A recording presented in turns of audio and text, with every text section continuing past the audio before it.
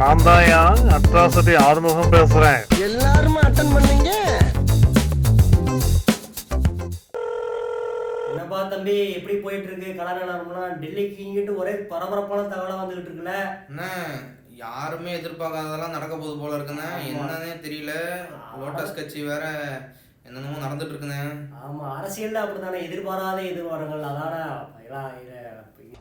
என்ன இன்னைக்கு ரொம்ப ஜாம் ஆகுது. இதை விட நிறைய எதிர்பார்க்காத விஷயம் நடந்திருக்குல்ல, அந்த மாதிரி இதுவும் நடக்கலாம் அப்படின்னு சொல்லப்படுகிறது. சரி, இன்னும் நிறைய விஷயம்லாம் இருக்கு. என்னன்னா, சூரிய கட்சியில வந்து பாத்தீங்கன்னா ராஜினாமா செய்ய இருக்கிறார் மிக மிக மூத்தவர். அவரா? நம்ம வேலூர்காரரா? வேலூர்காரர் இருக்காருல்ல, அவருக்கு வந்து 85 மேல ஆயிடுச்சுல வயசுலாம். வயசாகி போச்சு. அப்புறம் உடல்நலக்குறைவு காரணமாக இப்போ ரீசெண்டாக ஹாஸ்பிட்டல்லாம் அட்மிட் பண்ணியிருந்தாங்கல்ல. அதனால வந்து நான் வந்து ராஜினாமா பண்ண முடிவில் வந்து அவர் இருக்கிறாராமா, அந்த மூத்தவர். அப்போ யாருன்னு அடுத்து? ஆமாம், அடுத்து பார்த்தீங்கன்னா நம்ம டெல்டா மாவட்டத்துக்காரர் ஒருத்தர் இருக்கிறாருல. ஆமாம், நம்ம மன்னார்குடிக்காரரா? மன்னார்குடிக்காரரு. ஓகே. அவரை வந்து பொதுச் செயலாளராக போடலாமா அப்படிங்கிற ஒரு சீரியஸ் கன்சிடரேஷன் அதில் வந்து சூரிய கட்சியோட தலைமை இருக்குதாமா. அப்போ சூரிய கட்சியில் இப்பவே முக்கியமான ஒரு பொறுப்புல இருக்காரு. பல வருஷமா கட்சியில் இருந்தவர், எல்லா ஸ்டேஜையும் பார்த்தவர், ஏற்ற இறக்கங்கள் எல்லாத்துலேயும் கூட இருந்தவர். அதனால அவரை போடலாம் அப்படிங்கிற ஒரு பரிசீலனையில் இருக்குதாமா. அடுத்த அப்டேட் என்னங்கிறத வெயிட் பண்ணி பார்க்கணும். ரெண்டாவது ஒரு முக்கியமான விஷயம் அது என்னன்னா, நம்ம அதிபர் கட்சி இருக்குல்ல. ஆமா, அதிபர் கட்சியை பத்தி ரொம்ப நாள தகவலே வராம இருந்துச்சுன்னு சொல்லிட்டு நம்மளும் அங்கங்க போய் கறந்து பார்த்தோம். என்னன்னா, கட்சியில நிர்வாகிகள்லாம் ஒரே குமுறல்ல இருக்காங்கப்பா. எது பத்தினா, நம்ம வந்து 2000 கட்சி ஆரம்பிச்சதுல இருந்தே பாத்தீங்கன்னா படிப்படியாக முன்னேறிட்டு, அதாவது ஓட் பர்சன்டேஜ்ல 1.5 அப்புறம் 3.8 இருந்து அப்புறம் 6.6% இருந்து அதுக்கப்புறம் இப்போ 2024 ரீசெண்டா பாத்தீங்கன்னா 8.5% கிட்ட வாங்கியிருந்தாங்கல்ல. ஆமாண்ணே. இப்போ திடீர்னு பார்த்தா தளபதியோட என்ட்ரிக்கு பிறகு பார்த்தீங்கன்னா அது திரும்ப ரிவர்ஸில் போயிட்டு நாடுங்கிற மாதிரி ஆகி போயிடுச்சு. கிட்டத்தட்ட பாதியாக குறைஞ்சி போயிடுச்சு. இதனால் வந்து ரொம்ப அதிருப்தியில் இருக்கிறாங்களாமா அந்த பக்கம். அப்புறம் இன்னும் அதிபர்கிட்ட நிறைய கோரிக்கைகள்லாம் வச்சுருக்காங்களா நிறைய பேர். என்ன கோரிக்கை?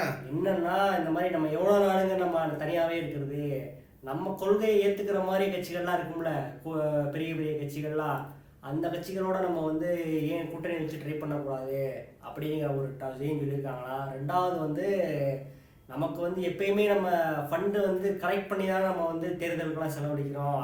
அதை தாண்டியும் பார்த்தீங்கன்னா நிறைய பேர் வந்து கை காசை பொருள்லாம் செலவழிக்கிறாங்க. எவ்வளோ நாளைக்கு அந்த மாதிரியே பண்ணுறது, அதுக்கு ஏதாவது நீங்கள் வேறு ஏதாவது வழி பண்ணாதான் நல்லாயிருக்கும் அப்படிங்கிற மாதிரி கோரிக்கையெல்லாம் வச்சுருக்காங்களா. பலதரப்பட்ட பக்கத்துலேருந்து நெருக்கடி இருக்கிறாங்களா அதிபருக்கு.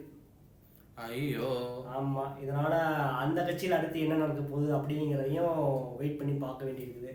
மூணாவது ஒரு முக்கியமான சந்திப்பு நடந்திருக்குப்பா. யாருண்ணே? இன்னைக்கு பார்த்தீங்கன்னா நம்ம தளபதி கூட கை கட்சி மூத்த தலைவர் ஒருத்தர் வந்து பார்த்துட்டு போனார்ல. ஆமாண்ணே, அவரு. ஆமா, முன்னாடி நாடு முழுக்க அந்த பட சம்பந்தமான மந்திரி சபையிலாம் இருந்தவர். அவர் வந்து பார்த்துட்டு போனார்ல நம்ம காரைக்குடிக்காரரு. ஆமா, அவர் பார்த்தீங்கன்னா தளபதியோட முதன்மையானவர் ஆனதுக்கு அப்புறம் முதன்முறையா சந்திப்பு நடத்தியிருக்காரு தளபதி கூட. ஆமா, மரியாதை நிமித்தமான சந்திப்பு அப்படின்னாலும் என்ன விஷயம்னா, இப்ப சூரிய கட்சி கூட்டணியிலிருந்து அபிஷியலா உடஞ்சிட்டு வந்துருச்சுல கை கட்சி. உடஞ்சிட்டு வந்துதான் இந்த பக்கம் கூட்டணி வச்சு மந்திரி எல்லாம் வாங்கியிருக்காங்கல்ல. ஆமா, இதுக்கப்புறம் என்னன்னா நேஷனல் லெவல்ல இவங்க ஒரு பேர் வச்சு ஒரு கூட்டணி அலையன்ஸ் ஃபார்ம் பண்ணியிருக்காங்கல்ல. ஆமா, அந்த அலையன்ஸ்ல வந்து சூரிய கட்சி கிட்டத்தட்ட இல்லை அப்படிங்கிறது முடிவாகி போயிடுச்சு. அதனால பாத்தீங்கன்னா சூரிய கட்சியோட இடத்தை நிரப்புவதற்காக அந்த ஆல் ஓவர் இந்தியா அந்த மீட்டிங் போடுவாங்கல்ல அந்த கூட்டணிக்கு, அதுக்கு வந்து தளபதிக்கு அழைப்பு விடுக்கலாம் அப்படிங்கிற ஒரு சீரியஸ் டாக் போயிட்டு இருக்காமா. அப்ப என்ன சூரிய கட்சி தனித்து விடுபடுதா? ஆமா, சூரிய கட்சி வந்து நேஷனல் பாலிடிக்ஸ்ல இப்போதைக்கு அதனாலும் இதே மாதிரி கை கட்சியால கழட்டி விடப்பட்ட கட்சிகள்லாம் இருக்குல்ல. யூபியில ஒரு கட்சி இருக்கு, அப்புறம் நம்ம தீதியோட கட்சி இருக்கு அங்கிட்டு மேற்கு பக்கத்து, அப்புறம் நம்ம டெல்லியில ஒருத்தர் இருக்கிறார்ல, இவங்களும் பார்த்தீங்கன்னா கை கட்சியால கழட்டி விடப்பட்டவர்கள் தான். இவங்கெல்லாம் சேர்ந்து ஒரு கூட்டணி ஃபார்ம் பண்ணலாம் அப்படிங்கிற மாதிரி ஒன்று போயிட்டு இருக்குது. தளபதியை வந்து இந்த பக்கம் இழுக்கலாமா அப்படிங்கிற டாக் ரொம்ப சீரியஸாக போயிட்டு இருக்குதா. அடுத்தடுத்த அப்டேட்லாம் வரிசையாக வந்துக்கிட்டே இருக்கு, வெயிட் பண்ணி பாருங்க.